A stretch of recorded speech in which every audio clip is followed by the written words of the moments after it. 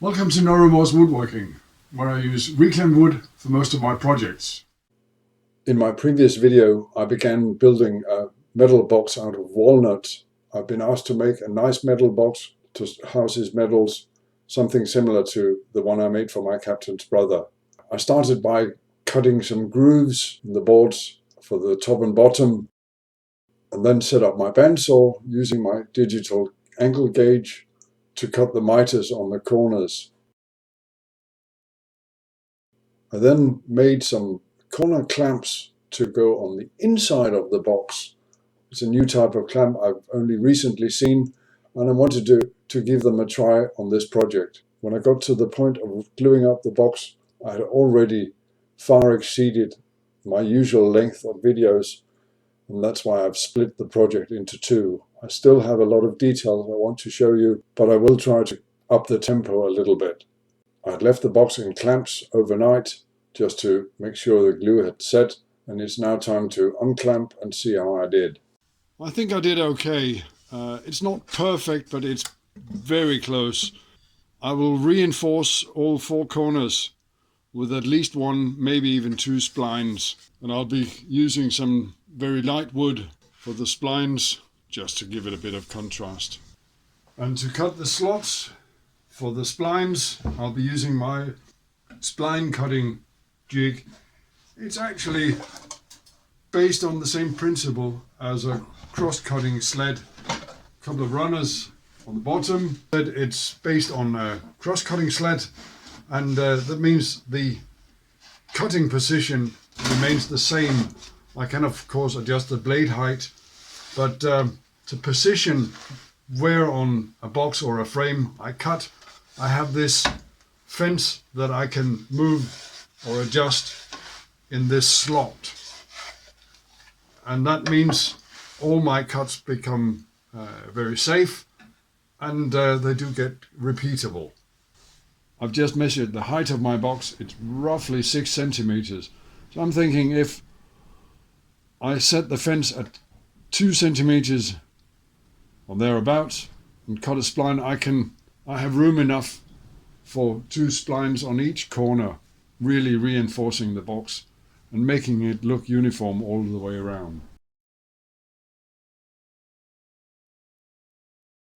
A good jig really does make things go a lot easier. In real time, it only took me about a minute to cut all 8 slots. Now I just need to make the splines to go in, and since I know the thickness of my saw blade, it should be relatively easy to plane something down to that thickness and then glue it in. I've been given a lot of beech that I'm slowly working into cutting boards that I sell to help veterans. But I have a lot of offcuts, and I'm thinking this should be more than enough for my splines. They're quite thick, so I will rip them down on the table saw and then run them through the planer to get the thickness just right. This should be more than enough for my splines, but I will plane them all to 2.4 millimeters for future projects. Because I'm planing such thin strips, I'm using my planer bed. While I plane the pieces, you might consider subscribing to my channel. Although I'm not monetized, your subscriptions are what motivates me to make these videos, simply because it's the only way I can measure if you, the viewer, enjoy what I do. Thank you. They fit as well as I want them to. I want them to be a little loose because they will swell up a little bit once I put glue on, and I don't want them to be too tight. So now I just need to cut some small pieces, and I'll do that on the bandsaw.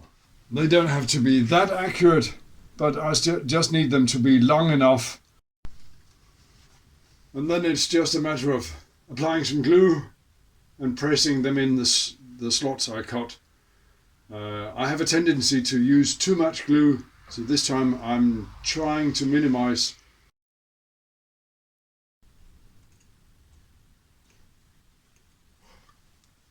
For some reason, the last 2 slots are a little bit wider. I'll simply use a little bit more glue. to fill the gap. There we go. Having let the glue dry, I just check to see if the joints are filled before I go to the bandsaw and cut off the excess. I will cut a little bit away from the box and sand the rest. Time to sand the splines flush with the box. Incidentally, notice my new tabletop. That's a subject for another video that will be coming soon. To ensure that I sand and don't burn, I've put a new disc on the disc sander, and I'll be going slow and easy. And then just a quick polish with 180 on the random orbit sander.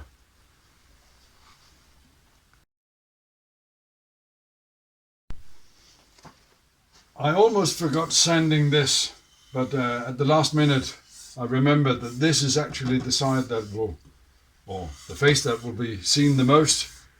It's time to cut the lid. I'll show you a neat trick of how to cut acrylic.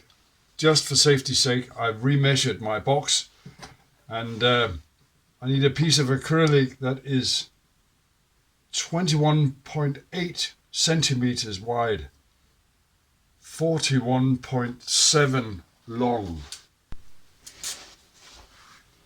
And before I lay out my my cuts, I'm simply going to wrap some masking tape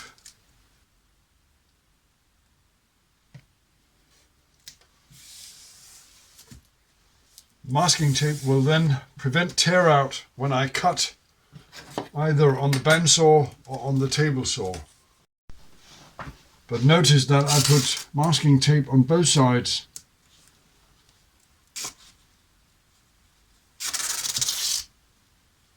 And the edge of the masking tape is actually 21 centimeters. This will allow me to draw a line down the middle. And in a similar fashion, I'll wrap a piece of masking tape around this, allowing me to measure accurately from this edge to the masking tape, and then, just as I've done over here, put a line, cut along that line.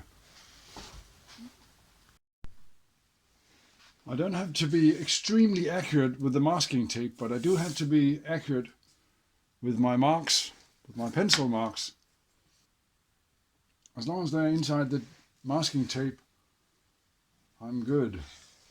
Because as long as I'm cutting within the masking tape will support the acrylic and prevent tear out. And simply because I've got a big rough rip cutting blade in my table saw, I'm going to use the bandsaw to cut the acrylic.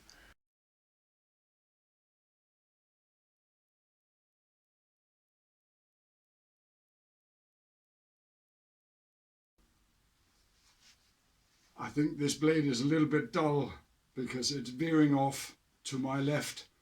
It was easier for me to cut it freehand than against the fence.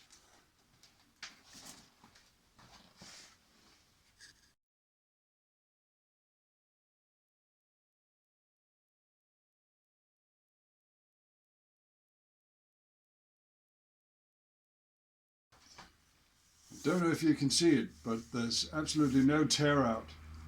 And I've got a nice clean line.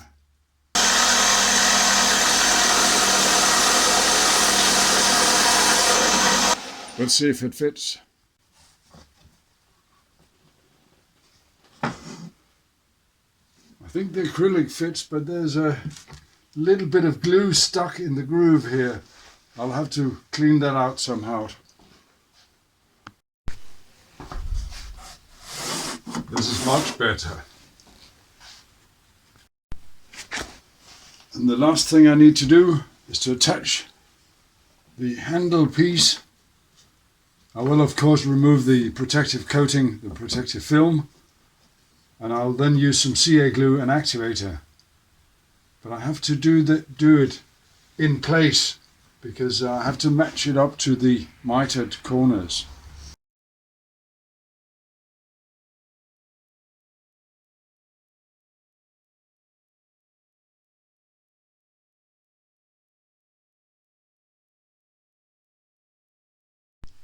I normally don't peel off the protective film until I deliver the box, but for the sake of you, my dear viewers,